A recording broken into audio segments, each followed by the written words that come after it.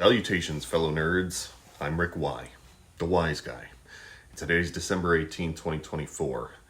And on this cold day, I have some rather chilling information that's coming to light in regards to senators and loyalty to the incoming president and his plans to reshape the landscape of government and politics in ways that haven't really been seen outside of the Soviet Union. And it's being brought to us by a senator, Chris Murphy, out of the state of Connecticut. So if you enjoy news, history, or general Americana, make sure to hit that like and subscribe button.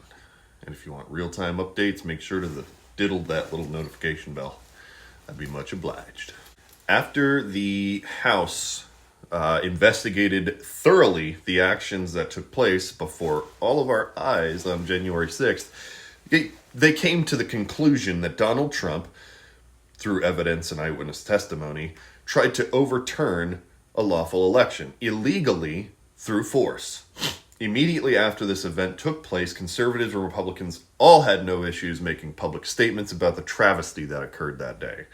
It wasn't until they got together over a long period of time behind closed doors that even their own positions did a complete 180. It was honestly one of the most baffling things that I think I've ever seen, simply due to how many of them had come out to say how much they wanted to get Trump out of their hair to reporters.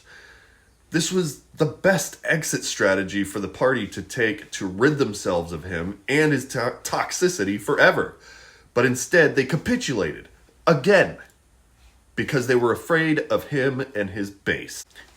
In return, as some kind of retaliatory reaction against the investigative committee that came to the conclusions that they had, the Oversight Committee in the Senate chose not to do anything about the crimes that were alleged to have happened in the investigation, but instead turned their sights around and back onto the House and began investigating the investigators. And yesterday they released their report.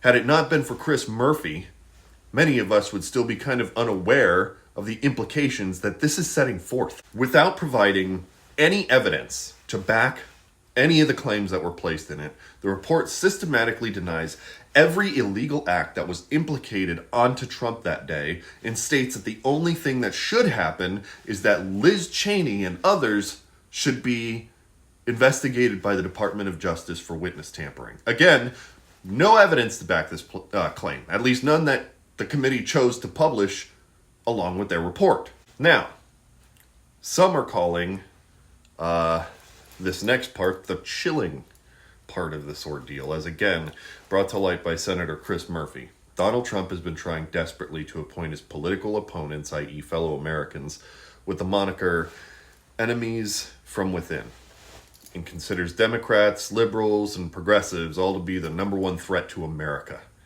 Reminder, if anyone in power is trying to make you fear people simply because they disagree with you, your best interests aren't their motivation. They want you to spiral and froth at your neighbors so you don't see them taking money out of your back pocket. Don't give in to hate and don't give in to fear. But it continues because now, with this publication of their report, the Senate Republicans have referred their political opponent, who is no longer in power anymore, she's a citizen, Liz Cheney, for criminal investigation.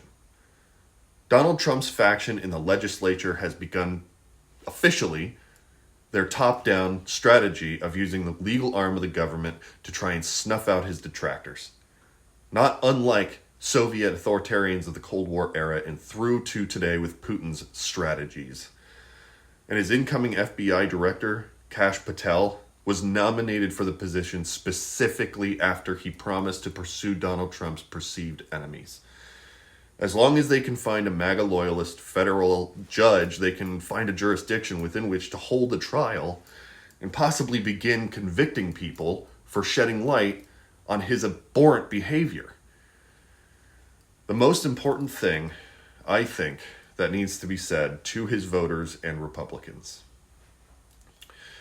Trump's government is setting the scene to prioritize the imprisonment of free people and lawmakers for practicing their First Amendment right and speaking against his agenda if it goes against the Constitution that you claim to hold so dear.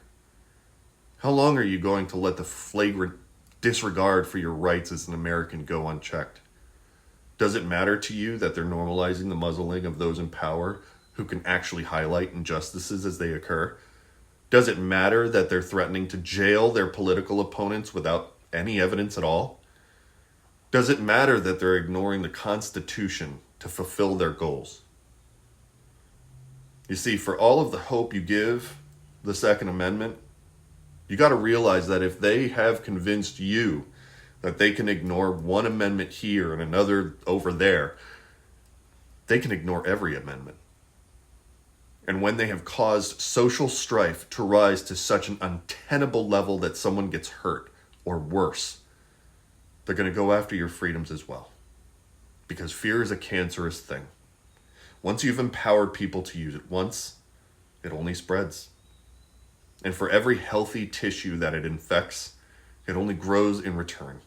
Because the fewer defensive mechanisms have a place to thrive and fight back.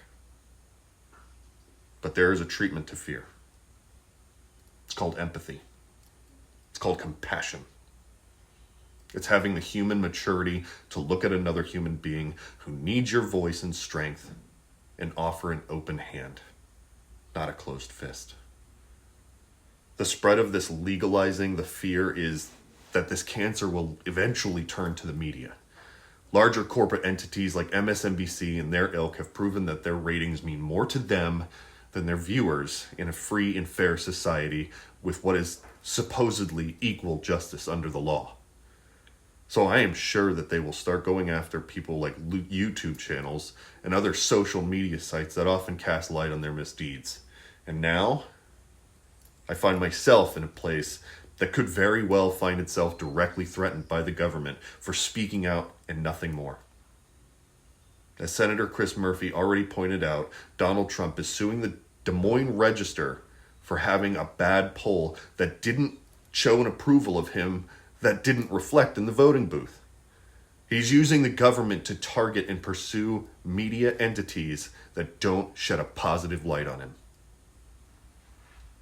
So some may wonder if I have thought to myself, what have I gotten myself into? And it's a fair question. But I want everyone to know something. If the government chooses to pursue me, a free citizen, due to my coverage of the powers that be, I will only record and publish every step of the way. Because another question that Chris Murphy asked that I am going to actually quote, not every Trump opponent will fold, but many will. If you have family at home, are you really going to stand up to Trump if there's a chance you could end up in jail? And all I can say to that is, I was stationed with Marines. Don't threaten me with a good time. If I'm going to be jailed or threatened legally for the work that I will continue to do here, then that means I'm doing my job. I've already been placed in harm's way for the Constitution a couple of times.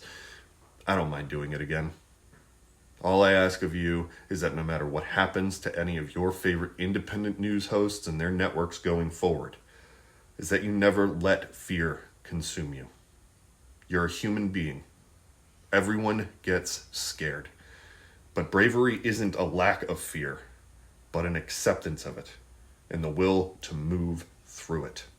And the only armor that will keep you strong is if you stay informed, stay engaged, and stay decent. Because we're going to need it. Until next time, fellow nerds.